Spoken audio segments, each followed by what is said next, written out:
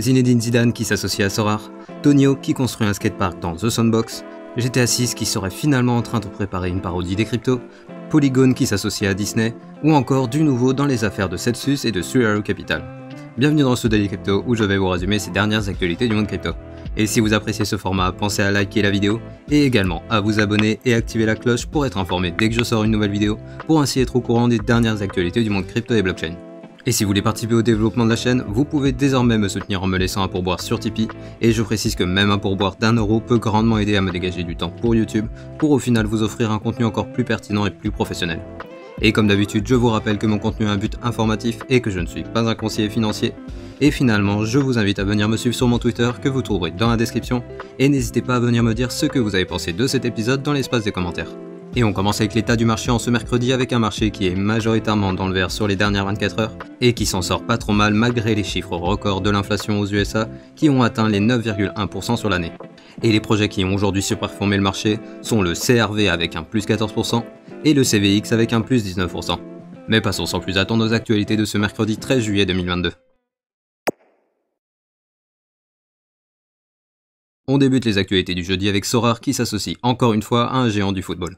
En effet, il y a 2 semaines, on avait Kylian Mbappé qui avait signé avec la société proposant des cartes de joueurs de football au format NFT à collectionner, et aujourd'hui c'est au tour de Zidane de signer un partenariat pluriannuel avec Sorare, et pour célébrer l'événement, la société a déclaré qu'ils allaient offrir 3 NFT sur Twitter de la collection de cartes Zidane 98. A savoir que dans le clip promotionnel, Zidane fait le parallèle entre les vignettes de footballeurs qu'il collectionnait quand il était enfant et les cartes au format NFT de Sorare. Bref, avec ce partenariat, Sorare se positionne définitivement comme le digne successeur des cartes à collectionner de foot Panini. Et en parlant de légende, on a Tony Hawk qui construit un skatepark dans un métaverse. En effet, le roi du skateboard vient d'annoncer le futur lancement de, je cite, le plus grand skatepark virtuel jamais construit dans le métaverse de The Sandbox.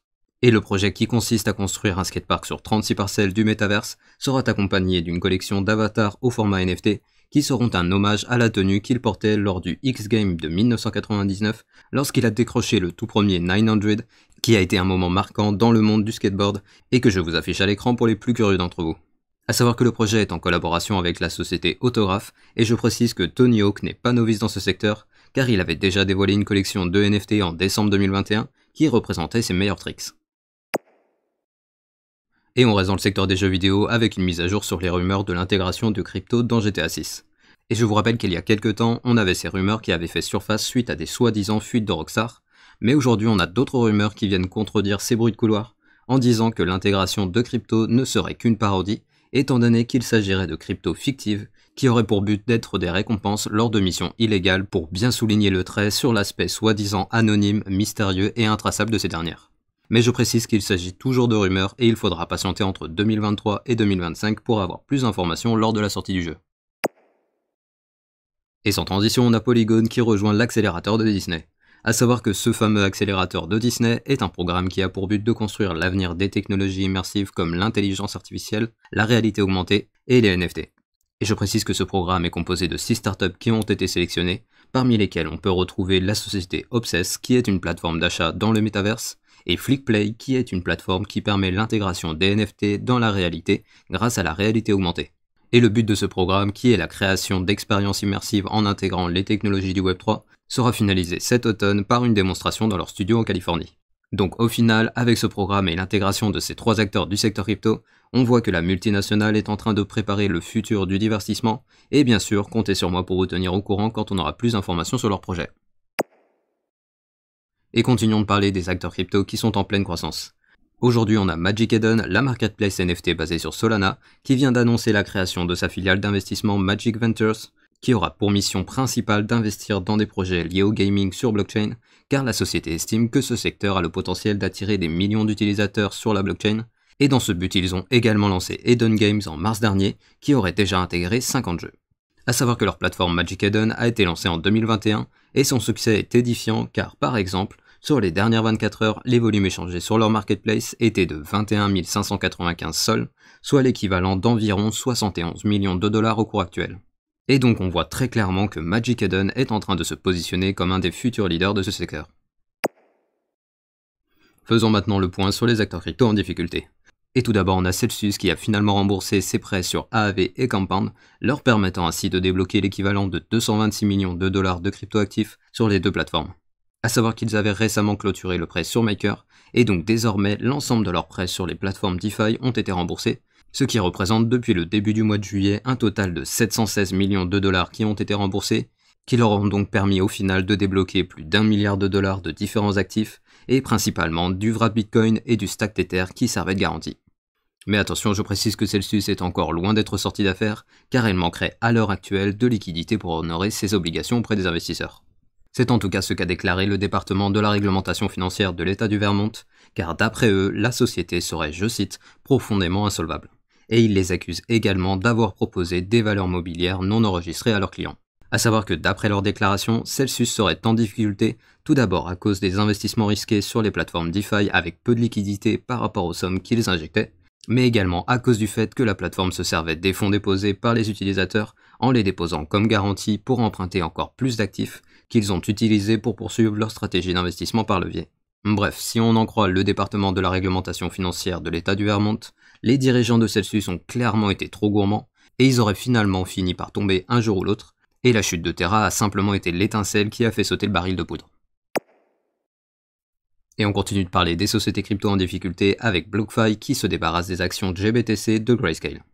Mais avant de vous parler des raisons de cette revente, je vous rappelle que BlockFi est en perte de 80 millions de dollars à cause de leur exposition à 3Arrow, et ils ont eu FTX qui leur sont venus en aide en leur proposant un prêt de 400 millions de dollars ainsi qu'une option de rachat en fonction des performances pour 240 millions de dollars. Et aujourd'hui, la société continue de se sécuriser en revendant ses positions sur le GBTC de Grayscale, car le fonds d'investissement était exposé à 3Arrow Capital qui détenait plus de 5% des actions de GBTC à un moment donné. À savoir que quelques heures après l'annonce de la coupure de leur position sur le GBTC, ils ont précisé leurs propos en disant que bien qu'actuellement ils ne sont pas exposés à l'actif de Grayscale, ils se tiennent prêts à ressoutenir l'actif comme garantie en fonction de l'évolution du marché. Bref, on voit ici la plateforme BlockFi qui se sécurise en se désexposant un maximum des sociétés susceptibles d'être mises en difficulté par l'effet domino qu'a provoqué Terra. Et d'ailleurs, en parlant de 3Arrow Capital, on a la justice américaine qui estime qu'ils ne sont plus capables de contrôler leurs comptes. En effet, le juge Martin Glenn à Manhattan vient de permettre aux liquidateurs de 3Arrow de réclamer les actifs de la société en faillite et également de pouvoir assigner à comparaître les deux fondateurs ainsi qu'une vingtaine d'acteurs du secteur crypto qui pourraient avoir des informations en lien avec la gestion de 3Arrow. À savoir que cette décision fait suite à des accusations de non-coopération avec les liquidateurs qui ont été réfutées ensuite par les fondateurs qui les accusent en retour d'avoir rejeté leur proposition de coopération en bonne foi.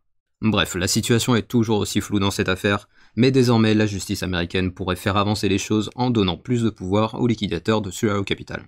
Et bien sûr, affaire à suivre dans Daily Crypto. Et on finit les actualités du mercredi avec le flash du jour.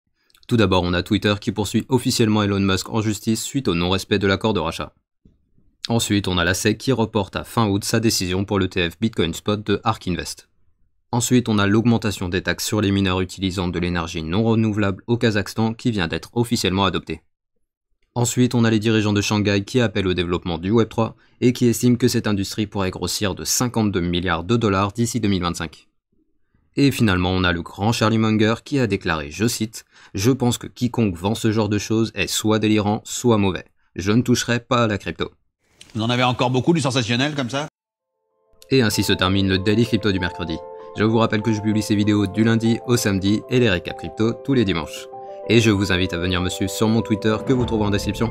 Et si vous voulez soutenir mon travail et m'aider à développer la chaîne, je vous rappelle que vous pouvez désormais me soutenir à partir de 1€ par mois sur mon Tipeee, que vous trouverez également en description. Et comme d'habitude, pensez au like pour le référencement de la vidéo, et à l'abonnement ainsi que l'activation de la cloche pour être notifié dès que je sors une nouvelle vidéo. Et je vous dis à demain pour un nouveau Daily Crypto.